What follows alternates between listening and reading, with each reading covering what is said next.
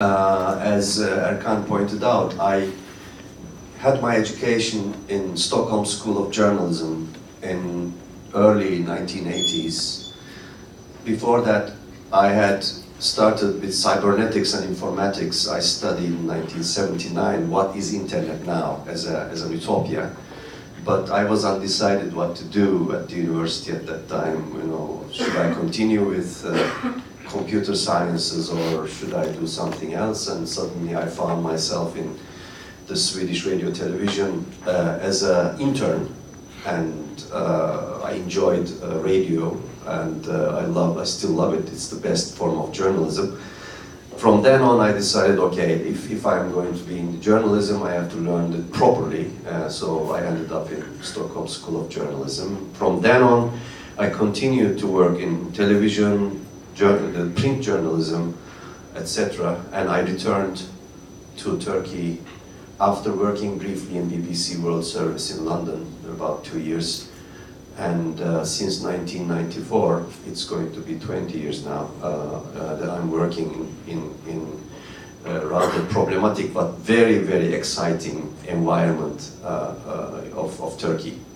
Politically, it's very exciting, sometimes frightening, but journalistically, it is a gold mine of news and commentary. So one of the best places for any journalist to work.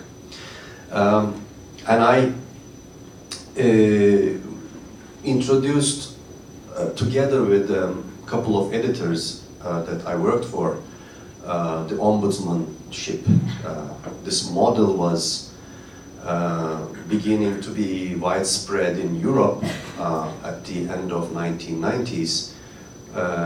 After Le Monde, Guardian newspaper in London had started the ombudsman columns, reader's editor. I think you have now in Belgium a couple of experiments or works like that. Standard, I think, has one ombudsman. And this was an idea to establish or re-establish trust and confidence in journalism, which we had lost in the decade of 1990s in Turkey. We had very problematic relationships inside the sector, as well as in the journalism culture, politics, semi-democratic way of running the country, and of course the economic collapse. All of these issues brought together malfunctions of journalism in the sector that towards the end of 1990s we experienced not only economic crisis, but a huge crisis of confidence of the public for journalism. It always ranked lowest when there were opinion polls, surveys, sociological studies, that people trusted media least among all the institutions. So we were rather helpless, and there were very few handful of journalists. We started thinking, what can we do? What is the way to start?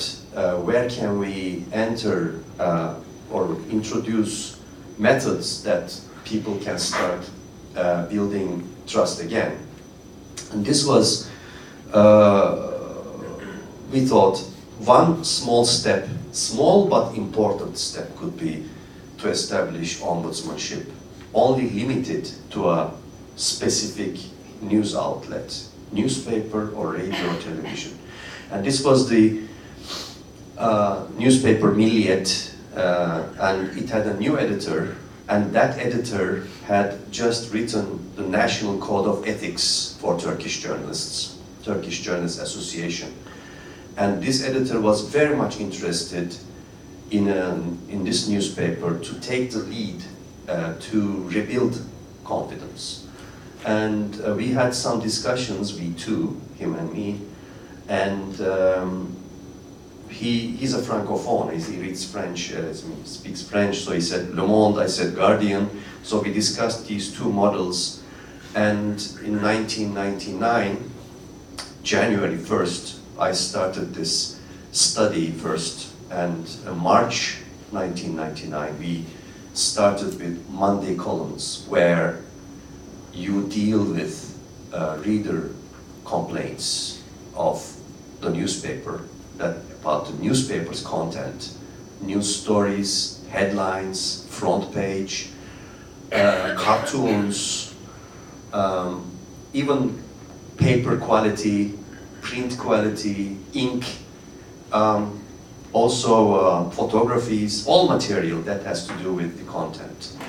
So it was like a quality check in the post-production of the newspaper, but mainly based on ethics, ethical behavior, morality of the profession, our commitment to public service, to convey, disseminate the news, and comment properly to the public. So this was a sort of a checks and balances process where I was given the independence, total independence and freedom to reevaluate the content based on the code of ethics, national code of ethics, and put in a massive amount of self-critical opinion, my evaluations as well. If there was something wrong in the newspaper, just like the ones in the New York Times do, or Guardian does, etc., or Le Monde, or Mediateur of Le Monde was very active then, Robert Solé, a very famous writer at the same time. We acted like a community also, a global community, communicating with each other, sharing some experiences, but always very, very keen on our independence. So these Monday columns were sort of washing machine where you clean the dirty clothes. You have lots of dirty clothes, problems, people complain, this is dirty, this is not right, this is smelling.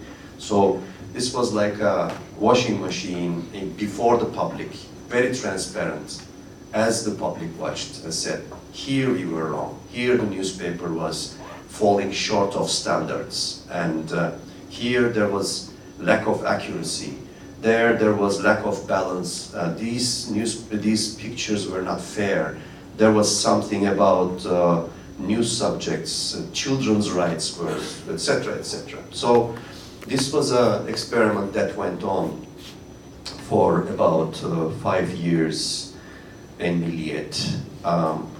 But it's not the easiest job in the world, I can tell you, because you are separate from the newspaper structure, because you are basically writing against your colleagues, and you are not a very popular figure. You are more or less like a public enemy or persona non grata. Whenever people see you, they say, have I done something wrong this time? What is this? Why are you walking towards me or something? So this is a very sensitive job, lonely job, and this was, of course, part of a struggle that you had, or we had, trying to transform the newsrooms, reporters' way of looking at the world and collecting information and writing properly. And there were lots of internal fights, some attempts of censorship of my columns, but we always had to fight back. But at the end of the day, after 5 years, I had an incident where I was receiving lots of complaints from readers about the story about Kurds. And this story was shortly about a false news story, manipulation, injected by the military rulers at that time in 2004, the General Chief of Staff, Commanders, Generals, saying that there was a secret meeting in Washington where some people in a think tank from various universities were discussing secretly what would happen if northern Iraq and city of Kirkuk fell in the Kurdish hands, if the Kurds took over the city. this had not happened. This meeting did not take place. The news story was falsified, fabrication. So, and I had to do this investigation as I always did, but this was such a politically infected story, and it was very tense because the ruling AKP party had just its second year. It was very vulnerable as an elected government, and a lot of people on the top echelons of the military wanted this party out. And this story was clearly part of the attempts to discredit the government, because that government that time was trying to re-establish relations with the Kurdish leaders, Talabani and Barzani. And it was very clear that they were sort of being exposed as bad guys trying to do this unacceptable thing. So this led to an incident where I was summoned by the owner of the newspaper, who said not to write anything about this, which I refused. I said an ombudsman employed and being paid to criticize the newspaper, an independent one should continue to do so, even if the proprietor, the owner of the newspaper, refused to publish it. I would still stand by my column. And this discussion was very heated, and at the end of the day, the column was published, but after 1 or 2 weeks, I was told that I had no longer any place in the newspaper. And there was a lot of inner fighting. Some senior columnists refused, and they were very unhappy that this incident had happened. But once it happened, it had happened. So this was a very unique event in the global context of ombudsmanship, because no other ombudsman in the world was fired like this. Because, as I said, once you have this contract and this kind of relations, you let the ombudsman continue, unless he or she does something completely crazy in the column. So another experiment started, luckily for me. I was re-employed by the rival paper, Sabah, which at the end of 2004 had seen the possibility of raising its star in the competition against Milliyet. So this time I had learned a better lesson of this bitter experience. I said, I can accept this offer, but I need a very, very strong contract, and this will have to guarantee all the rights, that whatever I write will not lead to firing of the ombudsman, and it was accepted. So this second phase of my adventure as the critique of media, internal critique of media, continued until last July. And this time, again, led to ombudsman being sacked for the second time.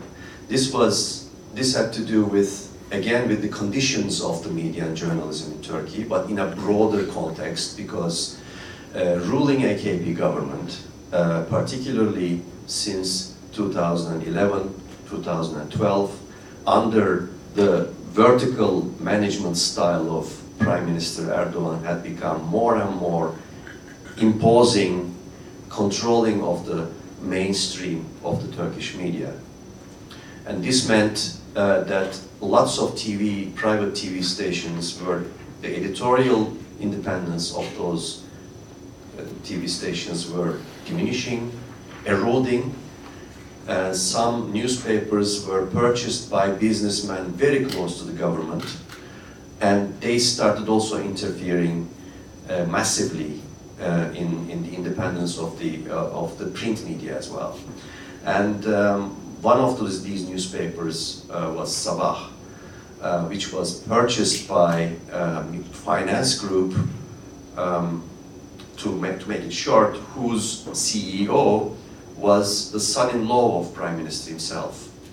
And this company purchase was very peculiar because Sabah is a liberal, it is no longer, but it was established as a very libertarian, liberal, sort of left-of-center newspaper in Izmir, in the Western Anatolia. And it always promoted globalization, membership of European Union, gender equality, rights and freedoms, etc. But in the past 2 or 3 years, it started to change. It became, despite the promises made by the ownership to us in 2008 and 9, it started falling under the control of the ownership. And then it became quite clear that last year, when the urban protests started, mainly by the youth of Istanbul, Izmir, Ankara, and other cities, and when the Gezi Park protests erupted in the center of Istanbul, the newspaper, along with other newspapers and TV channels, became focal points of massive censorship and self-censorship. They basically, mainly Sabah, started blacking out news stories, ignoring, deliberately covering up areas where one should really see some debates going on about why, how, where, who, about these protests and background, not allowing oppositional voices in its pages. This was a very clear point of change, mental breakthrough for Turkish journalism. And at that point, I was receiving, again, a rain of, barrage of criticism from the readers, because Sabah has had a very mixed readership of 350,000 at that time. Kurds, Alevis, seculars, non-seculars. It was a very strong blend of readership. And I wrote first a very piece where I reflected those complaints, very critical of the newspaper, saying that you do not do your job, you are ignoring your basic duty in journalism, while there are clashes out there in the streets where the young kids and everyone is trying to say something from various points: ecology, corruption, city planning, etc. All of those issues are a mixture of this Gezi Park, and you are not doing this job. And my column was printed, but